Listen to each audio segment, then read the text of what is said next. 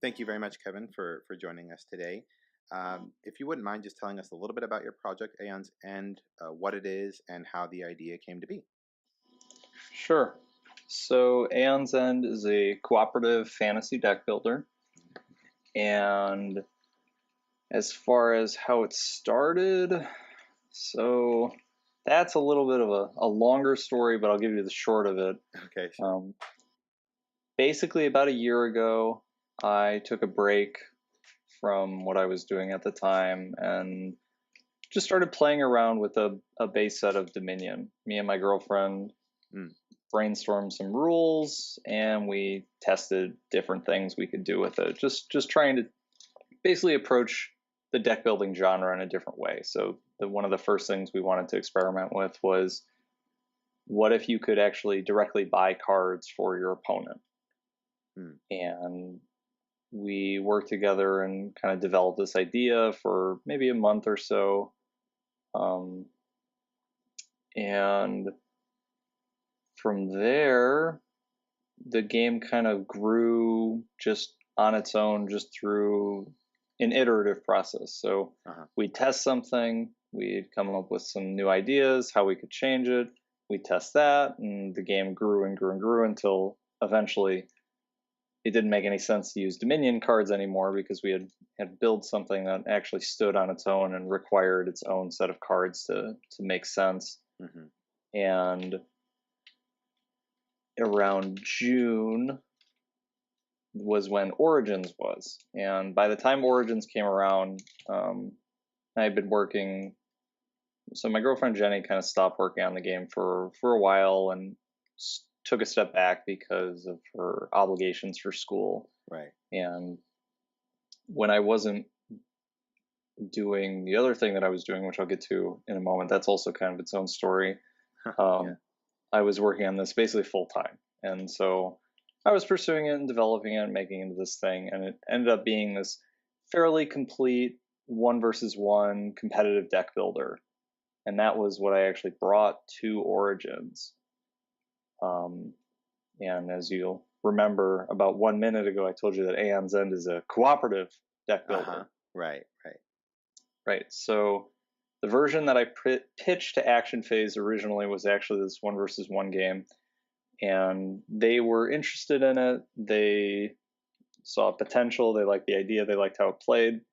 But as we continued going back and forth discussions in some of the time that followed Origins, they basically decided that this sort of competitive game didn't really fit with what they wanted to make, and they didn't really have the appropriate market for it.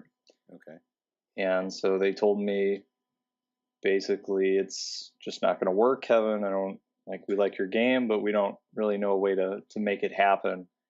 And so we talked a little bit more, and finally we settled on, if I can make it cooperative and make it work, then there would be a chance for us to push forward in the publishing process.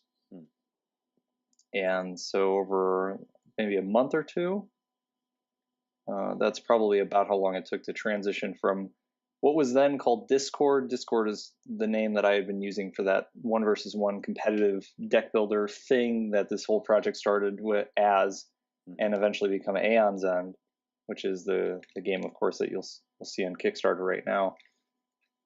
And over those 2 months, we just kind of tore down everything about it that made it competitive and rebuilt it through this cooperative shell, trying to figure out how exactly that would work. And of course, the game did get published, it did get signed, so eventually we found a path, but that was a really uncertain time in the game's development. Okay. All right. And then you were mentioning before, you were doing other things before this project came to be. What was that?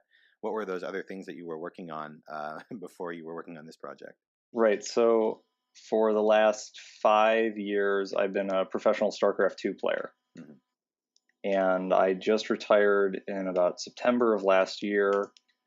But in February or so, when I was saying that this project first began, that was when I had taken about a month off from playing. I was taking a break, just things weren't going well for me in the scene. I wasn't seeing results. I wasn't really improving. So I took a step back and just tried to find something that I would enjoy.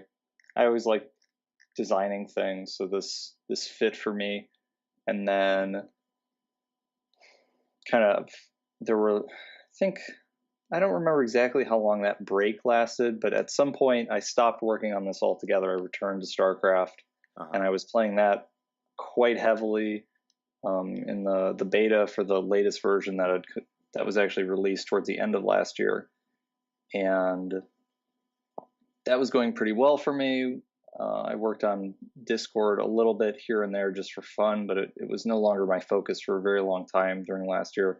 And then finally, right around August was the culmination of all of my practice for that beta. There was a huge, comparatively huge, so it wasn't a huge tournament in the Starcraft scene, but for a tournament in a game that had not been released, it was large. So like I said, I've been playing the beta a long time. There was a kind of a capstone beta tournament at the Red Bull studio that I qualified for with a teammate. So it was in like this, I don't know how familiar you are with StarCraft, but generally it's played 1 versus 1. There's this new format that they new-ish format. I don't know. It's weird. It's weird if you want to think of it as new or not, because it existed like in StarCraft 1 a long time ago, but then it didn't really exist for a long time, and then they brought it back. Whatever, it doesn't really matter. Yeah. So that's kind of like a team format, and me and my teammate qualified for that. We went to the event. We did really well initially, and we ended up getting 3rd place, and only top 2 moved on to the next event in that series. We missed out on that, didn't go to the next event, didn't make as much money as we wanted, and like that was basically the end for me with StarCraft. I couldn't bring myself to keep practicing after that, and I resumed a more on-hands role with developing this game and really reached out to the action phase once again, like trying to push to make something happen.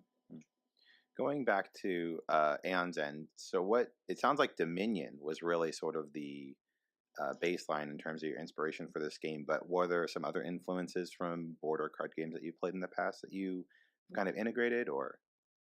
So as far as like the genre that it lives in and the types of things that you can do in the game, it very much originates with Dominion and other deck builders of that sort. As far as the things that make Aeon's End unique, those are mostly inspired by things that I don't like about Dominion or other deck builders that I played, as well as things that I really didn't like about StarCraft. And so one of the big things in StarCraft is there's a lot of points in the game where you don't really know what your opponent is doing. Right. And if you do a good job of scouting, you can kind of determine that, and you can make educated guesses. But sometimes you'll just guess wrong, and you'll lose because of it. I really didn't like that. So in Aeon's End, you never shuffle your deck. And a large part of that idea of giving the player so much control was to mitigate this like, I'll draw 5, and then I look at my hand, and it's like, oh, this hand doesn't do at all what I want it to do, and now this time through my deck is not going to be very good because my cards aren't where I need them to be. And I really wanted to give the players a lot more control after spending so much time in that environment in StarCraft. And one of the other things that we did that really makes Aeon's End different from almost any other deck builder is there's almost no card draw in the game. Yeah. So when a player can draw a card, it's almost exclusively during another player's turn. And this is very different from almost any other deck builder that's around, because most deck builders, they not only encourage, but they embrace this idea of I draw 2 cards, then I draw 2 cards, then I draw 2 cards, and now I discard, and I draw back up to 5 or 7 or whatever the card hand size is. Yeah. Right. Yeah, go ahead. So the reason that I really never liked this is it felt like the game was basically encouraging a player to take a lot of actions, but it wasn't actually encouraging the player to do anything interesting. It was just like, if the 5 cards that you start your hand with were stronger, then you wouldn't need to go up to 6 or 7 or 8 cards to be able to do the thing that you wanted to do. And then because you were drawing these new cards, every time you draw 2 new cards, you would have to make a decision about how to integrate those cards into your turn. Yeah. And so it basically just turned in it, like massive card draw turns into this very solo experience where everyone else just pulls out their phone and watches as this person's turn takes twice or 3 times as long as everyone else's. Yeah. That's definitely. There was also an element. I just, giving a look over the Kickstarter and the explanation of the game and everything. There's also a randomness in turn order. Is that correct? Right. Yep. Yeah. So that also adds some dynamism to the game in a way that it kind of like Settlers in the way that like there's always something for you to do every turn. Like you have to always be kind of engaged with the game. Like if they roll the right number, that you can be collecting resources or whatever. So it sounds like that was sort of your goal, is making sure that everyone has a reason to kind of be engaged in the game at all times, instead of being like, okay, my turn's over. Now it's, these next 3 people's turns, and all they're going to really be doing is drawing, trying to strategize, and taking 5-10 minutes a piece while they do so. Right. So the random turn order really helps with keeping people always kind of interested, because the turn order deck is 6 cards. And depending on your player count, you may have either 1 or 2 cards in that deck. Right. So if you go first, often it'll be a fair amount of time before you go again. But that doesn't mean you're not involved in the decisions that other people will be making, or the decisions that have to be made during the Nemesis turn. And so creating that random turn order means that players are constantly reevaluating the game state and having to discuss, it's like, okay, so if you or you go next, then we can deal with this minion. But if I go next, then what should I do? And then we flip over the turn order card, and it's one of the people that we needed, and we're like, okay, cool. So you can clear that, and then what do we do if the Nemesis goes next? And so there's always this sense of hypothetical discussion about how we can be ready for what comes next. Right. And it, like you said, it really helps to keep everyone engaged and active with what's going on. So moving on from the game to the Kickstarter campaign.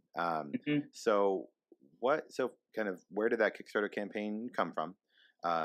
What the inspiration? Because it sounds like you and Action Phase came to a conclusion in terms of like how to publish the game. So like kind of where did this campaign come from? And then what's been the most challenging aspect in terms of creating and running this campaign? Sure. So Action Phase is it's a very small company. It's pretty much Nick and Travis run the show, and then they contract out their work to various people. So they've got a graphic designer that they use frequently, and they'll get the art from other places, and they have an editor that it seems like they use a similar or the same person to edit a lot of their stuff. But because of the scale of their operation, they have been going to Kickstarter for pretty much all of their recent games. So the first game that they put on Kickstarter was some years ago, and that's Heroes Wanted. And then earlier this year, Kodama, Ninja Camp, and Scoundrel Society. So there wasn't really ever discussion of like, how are we going to fund this? It was more like, can we make a game that's worth funding? And as far as running the Kickstarter, I think the biggest challenge, so like, I'm the game designer, and I really embrace that role as much as possible, to the exclusion of some of the other things of the project. Like Nick and Travis have a lot more experience actually making a Kickstarter, doing art, theming, naming, stuff like that. And I really believe that everybody should be allowed to do what they do best. Right. And so I wasn't a huge part in actually making the Kickstarter. But the big challenge overall for us is making sure that we get enough money that this whole project is worth it. Right. And we hit our goal very early on, but we really wanted to make kind of as much as possible because of how much work we put into the game. So I've been working on it full time since September, which is, I guess, about 8 months now. 8 months now, yeah, just about. Yeah. So that's 5-ish days of playtesting, constantly iterating on changes, making little tweaks here and there, testing various ideas. We had 2 separate playtest sessions. So the first playtest session was kind of like an experiment. I just asked within my small group of friends if anyone would be interested in testing this game. They gave me some money to cover printing and shipping, and I sent them a print and play. They played a few games, gave me some feedback, and we talked about it. So that was relatively successful, but too small of a scale to be as useful as we wanted. But it set the stage for the second playtesting session, which was we basically contacted everyone we could within both my network and Action Phases network, and was looking for playtesters. We offered some incentives if they played sufficient number of games and provided feedback on all of their games. We set up a Google response form. And so for what was about 6 weeks, I would be talking to all of these playtesters each week, responding to their questions, going over their feedback, and just integrating everything that we learned about the game into the game. And that was a huge effort, and like just on top of all the playtesting that we were doing already, that really just wanted to see the game not just make it, but really push beyond what anyone expected. Mm-hmm. Yeah, and so far, I mean, and that's the other thing too. I mean, I've chatted with a few people who are running Kickstarter campaigns, and it's not just about the materials, right? It's also about the time, the exhaustive man hours put into creating the project, and as you were saying, play testing the project, etc. So, it's great to hit the goal. Like a lot of people see the goal and they're like, "Oh, that's as much money as they need for everything." And it's like, not really. It's as much money as needed for the next kind of bare bones minimum step in this process, Right. which is why it's so great when projects exceed expectations as yours is currently, to help kind of fill in some of those gaps and maybe help to springboard some of these next steps and processes that you'd like to see moving forward.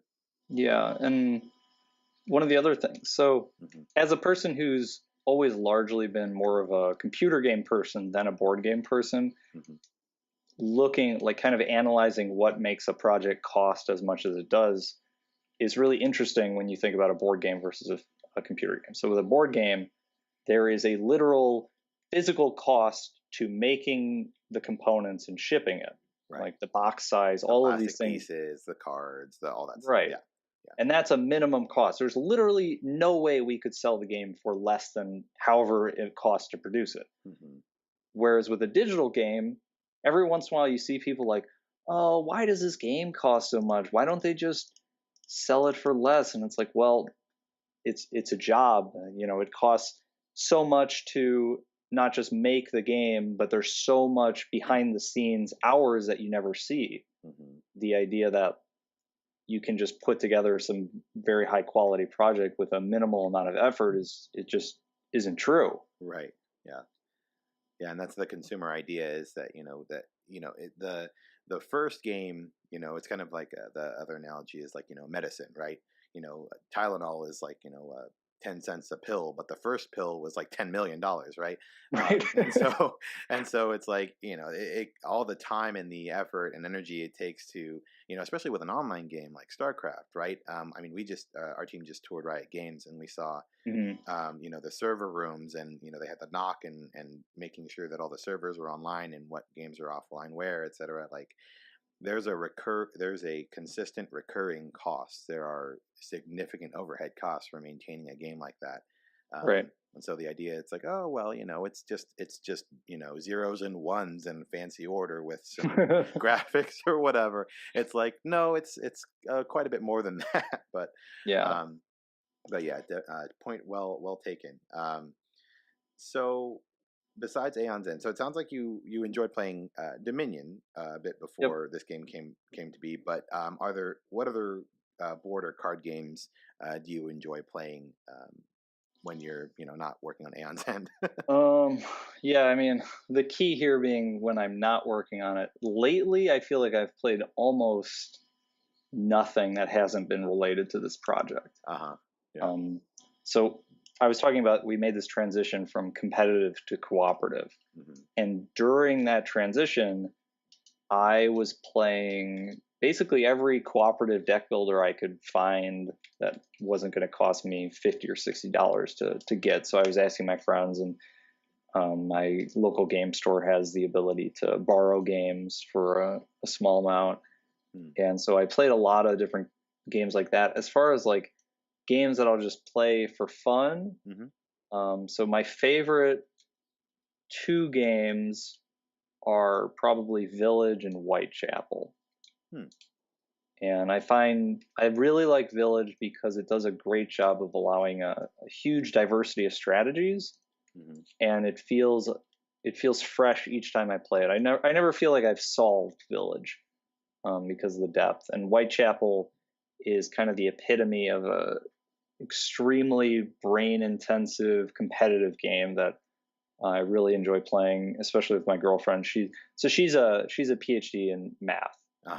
Okay. And she's been a huge part of the design process for Aeon's, and basically from the beginning. And when we play games together, it's really nice when we find something that we're both pretty good at, and we can have a nice competitive time. Like, she'll never be able to beat me in any video games that have real-time elements, because in Starcraft Pro Gamer, it's just not going to happen. Yeah. But when we can find board games that we can play together that she can put her brain to and not have to worry about the dexterity requirement, like, that's really good. And Whitechapel is a great example of that.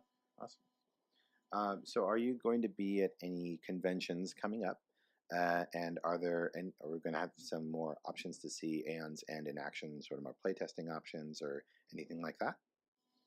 So my presence at conventions is not super set. I don't know exactly when and where I'll be at things, but Action Phase will be at PAX coming up soon. Okay. And they will have a copy of Aeon's End there. It'll be their prototype copy that they can use to show people the game. And besides that, Action Phase is going to a whole bunch of conventions this year, and I'm pretty sure they'll have that copy of Aeon's End with them at each one. But they have a calendar listed on their website. If you go to, I think it's actionphasegames.com, and they have a calendar section. The only one that's really close is PAX. The rest of them are a little bit further off. Okay. All right. And then is there anything else that you'd like to share before we wrap up? Anything to look for, or any other projects? I mean, it sounds like Aeon's End is your one and only project. It has been for quite some time, but anything else you'd like to share with us? I'm really fully invested in Aeon's End. I've here and there, so kind of like in the past when I would pursue this game as a little bit of a side project while doing other things. While pursuing this game, I have a few little side projects, but nothing that's